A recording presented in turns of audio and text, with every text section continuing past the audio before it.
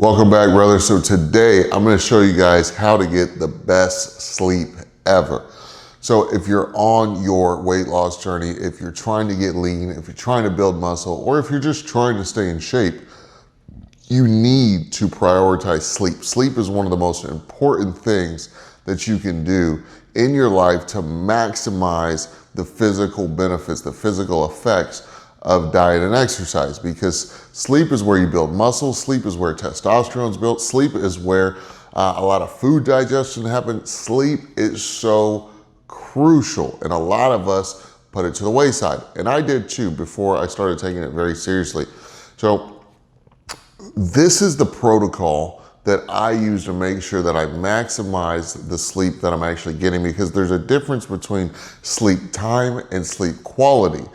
And a lot of people, the standard is 8 hours of sleep, and I think that is ideal. However, it's not always possible. So what I've done is I've adjusted that slightly to 7 hours. I think as long as you get 7 hours of sleep, you're in a really good position the next morning. Now, like I said, there's a difference between quality of time and quality of sleep, right? So just because you get your 7 hours doesn't mean it's always going to be the best 7 hours. Some of us toss and turn during the night, have to get up and go to the bathroom a million times, and are not actually in a deep REM sleep.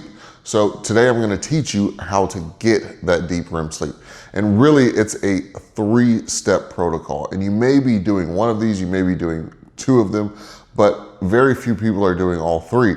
So the first thing is you have to get a really good workout at some point during the day.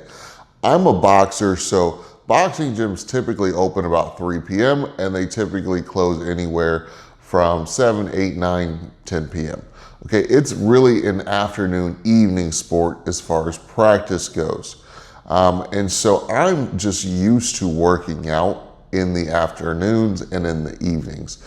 I'm not really a morning person. I'm not really an early riser. I'm not the guy who's gonna get up at 6 a.m. and go for a run. I could, especially if I have somebody else with me who's wanting to do that. That's not a problem. But typically if it's just me, I'm not gonna do that. I'm gonna wait until the afternoon or the evening to work out, which works in my favor, because by the time I've worked all day, I've done everything that I had to do for the day, and then I go work out. After the workout, man, I'm toast. I'm like excited to eat and go to bed, right?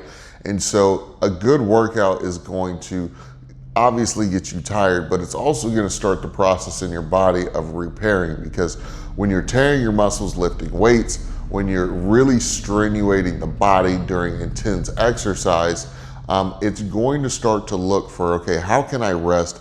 How can I recover? What do I need to repair in the body? What muscles do I need to break down and rebuild?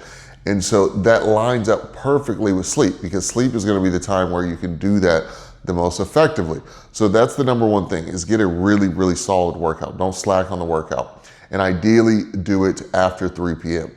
Now, the second thing that I like to do is make sure that the room is cold and dark. There's actually scientific studies to back this, that if the room is colder than normally that you would have in the house, right? So if you typically run your AC at, say, 72 degrees during the day, then you ideally want to have it down to 70 or 68 at night when you're sleeping.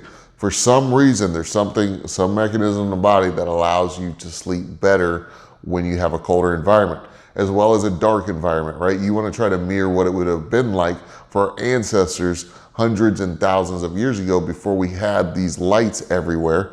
You know, when the sun went down, it was pitch black. There wasn't any flashlights or anything like that. If you didn't light a fire, then it was pretty dark outside aside from the stars.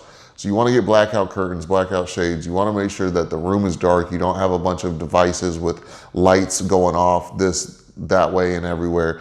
You have an alarm clock, you know, turn off the light, however you want to do it. But a dark, cold environment is number 2. Number 3, okay, I can't believe how much this helped, honestly. So I was doing some research on how to get some better recovery and better sleep, because I started working out a lot. I started taking peptides. I really started cutting some weight, and I knew that I was going to need really good sleep if I was going to keep this up. And so I was researching, I was like, okay, what do I want to take? What do I want to take? And after my research, what I determined was I was going to take magnesium and I was going to take ashwagandha. KSM 66 ashwagandha is what I ended up getting. I take both of those supplements about 15 to 30 minutes before I go to bed. And guys, I sleep through the night. I sleep through the night. I sleep like a baby. I wake up refreshed. And that was not always the case, right? I was diagnosed with sleep apnea years ago, so I have a CPAP machine. I also have had issues with my bladder in the past, and I'm the type of guy who throughout my life, throughout my adult life, I would get up and go to the bathroom 2, 3, 4, sometimes 5 times during the night back in the day. And over the years, as I've gotten better with my diet and the CPAP and certain things, that times of getting up and going to the bathroom have been dramatically reduced. I would say to probably 2 to 3 times a night.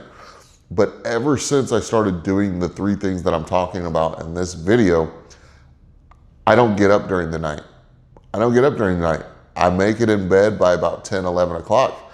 I wake up at 6 a.m. every morning, and I never have to get up before 6 a.m. And I'm in a deep REM sleep the entire time.